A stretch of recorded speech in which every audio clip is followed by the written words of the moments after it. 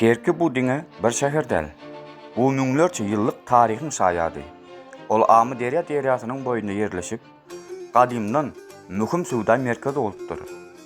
Bir wagtlar bu ýer Silk Road üstüne ýerleşip, durly halklaryň duşaşan nokody hem bolupdyr. Gadymda Kerki Zam ady bilen tanalypdyr. Soň bolsa öz häzirki adyny alypdyr. Orta asyrlarda bu ýer güýçli gala şäher bolup, suwda we medeniýet gölläp ösüpdir. Emma 13-nji asyrda Mongol invasiýon wagtynda şäher uly ziýan çekipdir. Muňa garamyzdan Kerki täzeden dikilip, öz ähmiýetini ýetirmändir.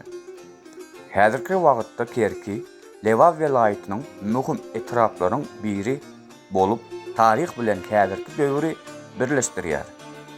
Kerki geçmiş bilen geljegi birleşdirýän şäher.